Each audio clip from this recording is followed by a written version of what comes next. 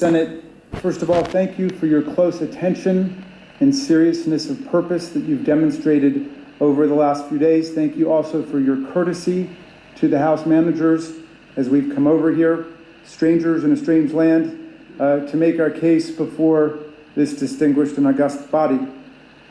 We are about to close, and I am proud that our managers have been so disciplined and so focused. I think we are closing somewhere between 5 and 6 hours under the time that you have allotted to us.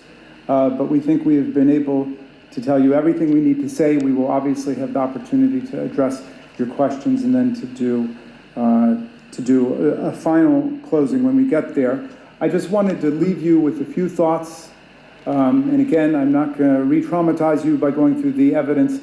Once again, I just wanted to leave you with a few thoughts to consider as you enter upon this very high and difficult duty that you have to render impartial justice in this case, as you have all sworn to do. And I wanted to start simply by saying that in the history of humanity, democracy is an extremely rare and fragile and precarious and transitory thing. Abraham Lincoln knew that when he spoke from the battlefield and vowed that government of the people, by the people, and for the people shall not perish from the earth.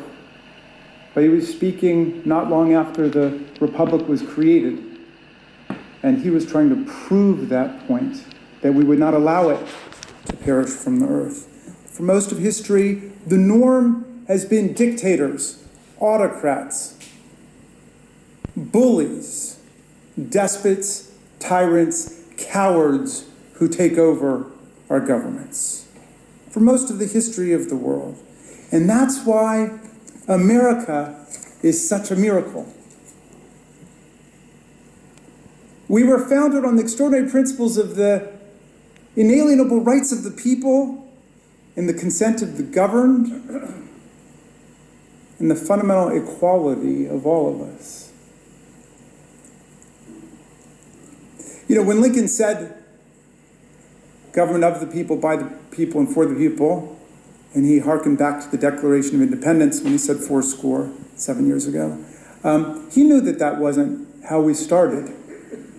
We started imperfectly. We started as a slave republic. Lincoln knew that. But he was struggling to make the country better. And however flawed the founders were as men in their times, they inscribed in the Declaration of Independence and the Constitution all the beautiful principles that we needed to open America up to successive waves of political struggle and constitutional change and transformation in the country. So we really would become something much more like Lincoln's beautiful vision of government of the people, by the people, and for the people, the world's greatest multiracial, multi-religious, multi-ethnic, constitutional democracy, the envy of the world. As Tom Paine said, an asylum for humanity where people would come. Think about the preamble. Those first 3 words, pregnant with such meaning, we the people. And then all of the purposes of our government put into that one action-packed sentence. We the people, in order to form a more perfect union, establish justice, ensure domestic tranquility, provide for the common defense, promote the general welfare, and preserve to ourselves and our posterity the blessings of liberty. And then, right after that first sentence, the mission statement for America in the Constitution, what happens? Article 1. The Congress is created. All legislative powers herein are reserved to the Congress of the United States. You see what just happened? The sovereign power of the people to launch the country and create the Constitution flowed right into Congress. And then you get, in Article 1, Section 8, comprehensive, vast powers that all of you know so well.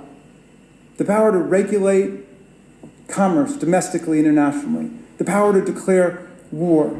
The power to raise budgets and taxes and to spend money, the power to govern the seat of government, and on and on and on. And then even in Article 1, Section 8, Clause 18, and all other powers necessary and proper to the execution of the foregoing powers. That's all of us. And then you get to Article 2, the president, 4 short paragraphs. And the 4th paragraph is all about what? Impeachment. How you get rid of a president who commits high crimes and misdemeanors. But what's the core job of the president? To take care that the laws are faithfully executed. And our framers were so fearful of presidents becoming tyrants and wanting to become kings and despots that they put the oath of office right into the Constitution. They inscribed it into the Constitution to preserve, protect, and defend the Constitution of the United States. We've got the power to impeach the president. The president doesn't have the power to impeach us. Think about that. The popular branch of government has the power to impeach the president. The president does not have the power to impeach us. And as I said before, all of us who aspire and attain to public office are nothing but the servants of the people. And the way the framers would have it is the moment that we no longer acted as servants of the people, but as masters of the people, as violators of the people's rights. That was the time to impeach, remove, convict, disqualify, start all over again. Because the interests of the people are so much greater than the interests of one person. Any one person, even the greatest person in the country. The interests of the people are what count. Now, when we sit down and we close, our distinguished counterparts, the defense counsel, who have waited very patiently, and thank you, will stand up and seek to defend the president's conduct on the facts. Because I think they will. It has already been decided by the Senate on Tuesday that the Senate has constitutional jurisdiction over this impeachment case brought to you by the United States House of Representatives. So we've put that jurisdictional constitutional issue to bed. It is over. It's already been voted on. This is a trial on the facts of what happened. An incitement, as we said, is a fact-intensive investigation and judgment that each of you will have to make. We've made our very best effort to set forth every single relevant fact that we know in the most objective and honest light. We trust and we hope that the defense will understand the constitutional gravity and solemnity of this trial by focusing like a laser beam on the facts and not return to the constitutional argument that's already been decided by the Senate. Just as a defense lawyer who loses a motion to dismiss on a constitutional basis in a criminal case must let that go and then focus on the facts which are being presented by the prosecutors in detail, they must let this constitutional jurisdictional argument go. Not just because it's frivolous and wrong, as nearly every expert scholar in America opined, but because it's not relevant to the jury's consideration of the facts of the case. So our friends must work to answer all of the overwhelming, detailed, specific, factual, and documentary evidence we have introduced of the president's clear and overwhelming guilt in inciting violent insurrection against the Union. Now, Donald Trump last week turned down our invitation to come testify about his actions, and therefore we've not been able to ask him any questions directly as of this point. Therefore, during the course of their 16-hour allotted presentation, we would pose these preliminary questions to his lawyers, which I think are on everyone's minds right now, in which we would have asked Mr. Trump himself if he had chosen to come and testify about his actions and inactions when we invited him last week. 1, why did President Trump not tell his supporters to stop the attack on the Capitol as soon as he learned of it? Why did President Trump do nothing to stop the attack for at least 2 hours after the attack began? As our constitutional commander-in-chief, Why did he do nothing to send help to our overwhelmed and besieged law enforcement officers for at least 2 hours on January 16th after the attack began? On January 6th, why did President Trump not at any point that day condemn the violent insurrection and the insurrectionists? And I'll add a legal question that I hope his distinguished counsel will address.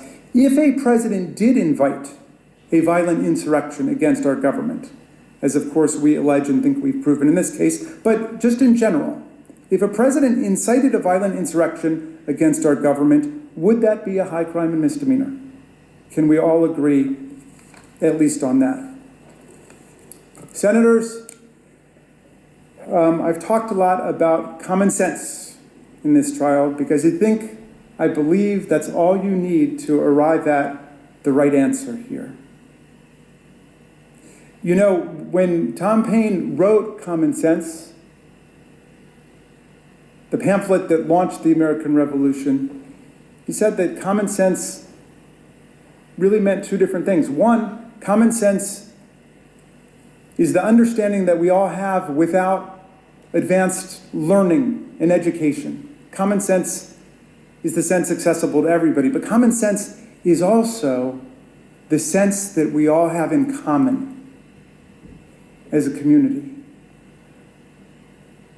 Senators, America, we need to exercise our common sense about what happened. Let's not get caught up in a lot of outlandish lawyers' theories here. Exercise your common sense about what just took place in our country. Tom Paine wasn't an American, as you know, but he came over to help us in our great revolutionary struggle against the kings and queens and the tyrants. And in 1776, in the crisis, he wrote these beautiful words. It was a very tough time for the country. People didn't know which way things were going to go. Were we going to win? Against all hope? Because for most of the rest of human history, it had been the kings and the queens and the tyrants and the nobles lording it over the common people. Could political self-government work in America was the question. And Paine wrote this pamphlet called The Crisis, and in it he said these beautiful words. And with your permission, I'm going to update the language a little bit, pursuant to a suggestion of Speaker Pelosi, so as not to offend modern sensibilities. Okay, but he said, "These are the times that try men and women's souls. These are the times that try men and women's souls. The summer soldier and the sunshine patriot will shrink at this moment from the service of their cause and their country. But everyone who stands with us now will win the love and the favor and the affection of every man and every woman for all time. Tyranny, like hell, is not easily conquered, but we have this saving consolation. The more difficult the struggle, the more glorious in the end will be our victory." Good luck in your deliberations.